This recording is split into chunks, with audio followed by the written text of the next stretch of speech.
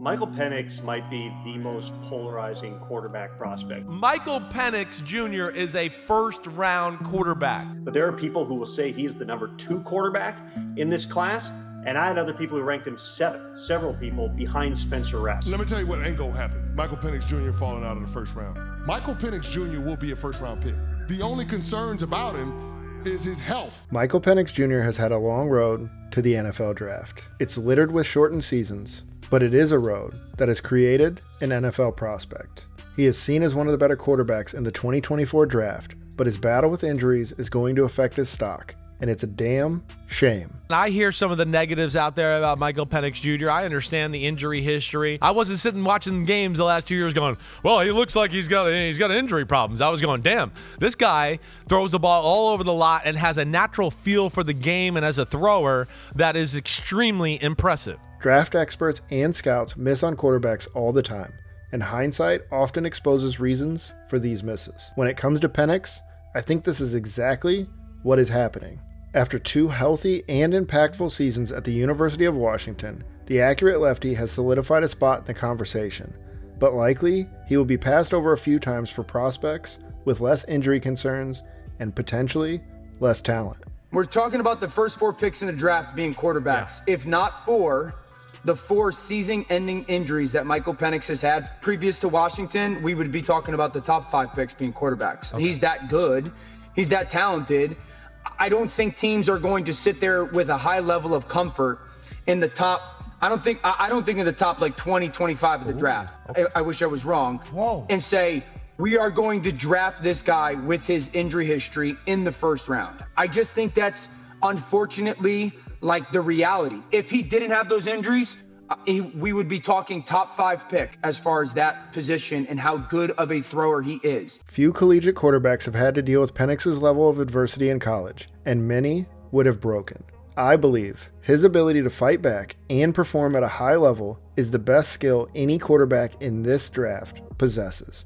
If his medicals are clear, his accuracy and poise are exceptional, and Penix will become the steal of the draft from a QB perspective, especially if he happens to fall into the second round. Welcome back to Unlikely Success. Like, comment, and if you're new to the channel, don't forget to subscribe. Let's get into Michael Penix's road to redemption and how overcoming injuries that nearly derailed his career may be his professional superpower. Penix could be a first-round pick, but he also may slip to day 2, where teams would be looking and salivating at the value of this quarterback. Penix had a tumultuous collegiate career. With his first 4 years marred by injury, he would see his freshman year end early as he tore his ACL. The next year, he would sprain joints in his non-throwing shoulder, and just as he came back for his 3rd season, he would tear the same ACL that he had in his freshman year. In college football, IU having its best season in decades, but the player most responsible for that, well, he is done for the year. And as he returned back from this ACL, he would have another season ended early with a dislocated shoulder. At this stage, Penix easily could have become a what-if story, joining thousands of talented college football players who never fully realized their full potential due to injuries. But for Penix, this is where his success story starts. First, he leaves the state of Indiana. Second, he overcomes some mental issues that he was going through based around these injuries. Penix was even quoted as saying, "There were times when I'd wake up the day of the game, and I'd wait until my roommate leaves, and I'd just lay on the floor, and I'd just cry to God." It's hard not to feel bad for this guy.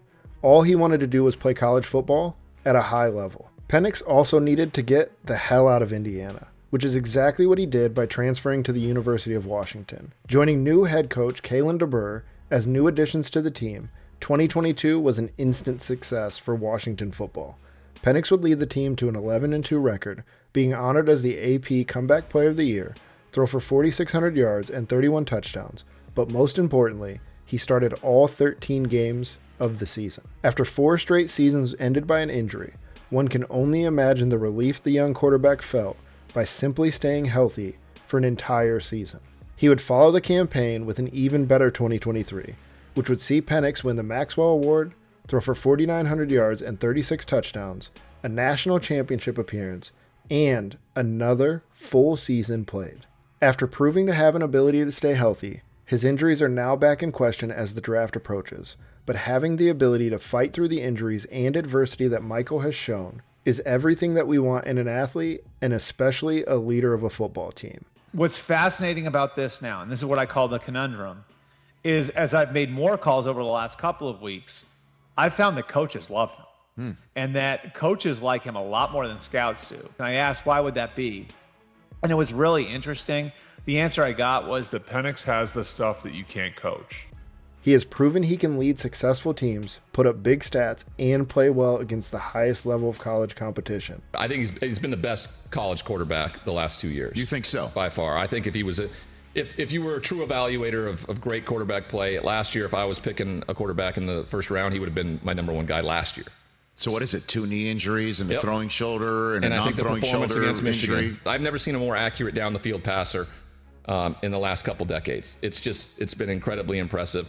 I think he does it from the pocket. He doesn't get sacked. He's an incredible leader. I don't take into consideration the injury issues back at Indiana that cost him, because we've seen the last couple years where he's run 1,500 plays and he hasn't had a problem. There are countless quarterbacks who are drafted later than they should have been due to various questions, and Michael Penix Jr. appears to be the next in line. I always say he's a lefty, but he throws it just right. He has every throw in his bag, and I think he went back to college, Dan, just to show NFL evaluators that he can stay healthy. If anyone in this draft deserves to land in an ideal spot for his skills and be utilized to the fullest extent, it's Penix. Here's to hoping he gets a chance to display how talented he is in the right football situation. You hear the sound, Purple Rain. It's bringing tears to your eyes, Michael. How hard has this journey been for you? You were hurt again today. How have you withstood all of it, young man? Like I said, it's all God. I couldn't do it without him. I'm just blessed. I'm just ready to go celebrate. This has been The Unlikely Success. In my career, it was a lot. I feel like everything happened for a reason. Everybody know my story, so it's like, I've been through a lot. I've had ups and downs, but I'm thankful for it all. I'm super blessed.